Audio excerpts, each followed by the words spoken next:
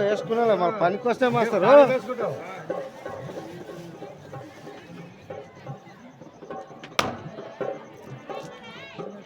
ఇడు అట్లడు పచ్చలుడు నువ్వు సెంపేట్ కరే అవు బాగుంటుంది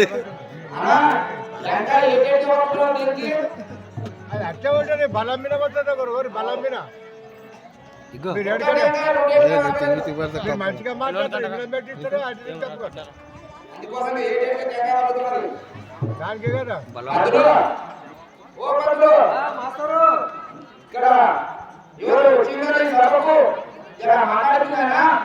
ఎవరు అతని రాజు అంట మాట్లాడే విచారం చేయాలి. నీవే విచారం చేయాలి.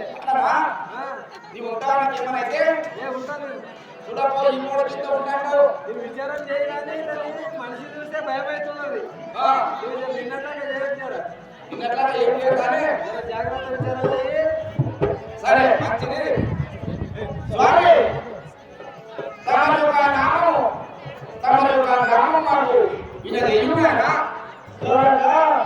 నామం అడుగుతుందిగా తెలిసే నామం వినము నా నామము భరతు మా గ్రామము అయోధ్య నగరము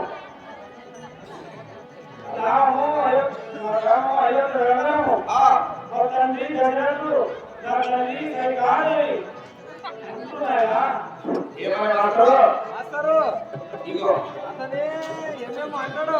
నీకు అర్థం కాలేదంటో అర్థం కాలేదు నాకు. అమ్మ దగ్గర తిరగడప్పుడు నా మాట అర్థమైతే తెలిసిందా నీకు అర్థమైతే నేను చెప్పు నువ్వు. అయోధ్య రాజు దశరథ మహారాజు వారి ఆ యొక్క కైకమ్మలో జన్మించినటువంటి అయోధ్య దశరథ మహారాజు ముగ్గురు భార్యలు కౌసల్య సుమిత్ర కైకే ఈయన కైకే కుమారుడు ఎవరు భరతుడు కుమారుడు దశరథ మహారాజు వారి కుమారుడు కైకే గర్భంలో జన్మించినటువంటి భరతుడు